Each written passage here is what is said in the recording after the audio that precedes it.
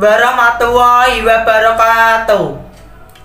Saya Muhammad Fatih Hadiyatullah, nomor absen 19, kelas 11 IPS 1, akan mempresentasikan tugas yang pertama, yaitu tentang sejarah tokoh nasional dan daerah dalam memperjuangkan kemerdekaan Indonesia. Yang pertama, tokoh nasional Indonesia yang ikut memperjuangkan kemerdekaan Republik Indonesia, yaitu Ir Soekarno. Selanjutnya ada biografi singkat. Ir Soekarno dilahirkan di Surabaya pada tanggal 6 Juni 1901. Semasa hidupnya, Soekarno dikenal sebagai pemimpin perjuangan negara baik dari jajahan Belanda maupun Jepang. Selain sebagai bapak perjuangan negara, Soekarno juga dikenal sebagai presiden pertama Indonesia yang memerintah sejak tahun 1945 hingga tahun 1967. Soekarno pernah ditahan selama lebih dekade ketika Belanda menjajah dan kemudian dilepaskan saat Jepang tiba di Indonesia. Soekarno dan teman-teman nasionalisnya bekerja sama untuk mengumpulkan support demi membantu Jepang sebagai imbalan karena Jepang telah membantu penyebaran ide nasionalis di Indonesia. Selanjutnya ada peran Ir Soekarno dalam memperjuangkan kemerdekaan Indonesia. Yang pertama, sebagai pendiri Algemen Studi Klub yang menjadi cikal bakal Partai Nasional Indonesia yang banyak mengajarkan pemikiran mengenai kemerdekaan. Yang kedua, sebagai penggagas dasar negara yaitu Pancasila pada sidang BPUPKI. Yang ketiga, sebagai ketua panitia 9 yang kemudian menghasilkan Piagam Jakarta yang selanjutnya ditetapkan menjadi pembukaan UUD. Yang keempat, sebagai tokoh yang merumuskan teks proklamasi. Yang kelima, sebagai proklamator yang membacakan proklamasi kemerdekaan Indonesia pada 17 Agustus 1945. Yang keenam, sebagai ketua PKI dan mengesahkan UUD.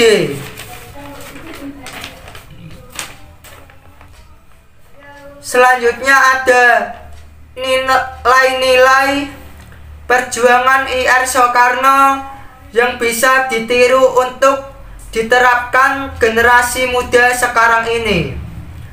Yang pertama, kebangsaan atau nasionalisme.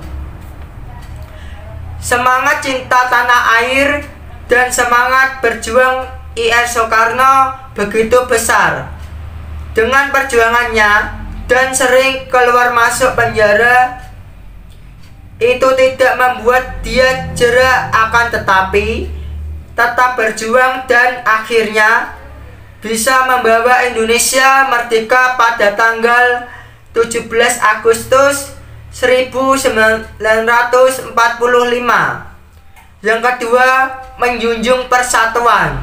Ir Soekarno memahami keindonesiaan yang sekaligus kemajemukannya sehingga dengan segala pemikirannya IR Soekarno merencanakan Nasakom sebagai gambaran bahwa di Indonesia telah ada berbagai macam pemikiran, agama, serta kepercayaan yang sebetulnya bisa dipersatukan. Inilah kejujuran dan sikap objektif IR Soekarno dalam melihat pluralisme Indonesia. Yang ketiga, kerakyatan. Sikap yang komitmen pada nasib nasional rakyat, khususnya kaum tani dan buruh. Wong cilik memang berada di lapisan buruh dan tani dari dahulu hingga sekarang, karena IR Soekarno melahirkan marhanisme, aliran pemikiran kerakyatan khas Indonesia. Yang keempat, kemandirian. Pada hakikatnya adalah Indonesia jangan bergantung pada negara asing, terlebih kepada Jepang atau saat itu. Maka relevan ketika IR Soekarno menggagas konsep berdikari atau bisa disebut dengan berdiri di atas kaki sendiri.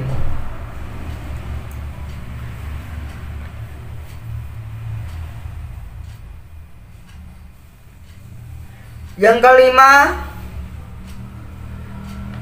religius. Religius adalah ketaatan dan kepatuhan, memahami dan melaksanakan ajaran agama yang dianut. Hal tersebut tercermin dalam setiap gerak-gerik IR Soekarno dalam memperjuangkannya untuk memerdekakan. IR Soekarno juga tidak lupa untuk mendekatkan diri dan meminta petunjuk dari Allah Subhanahu wa Ta'ala.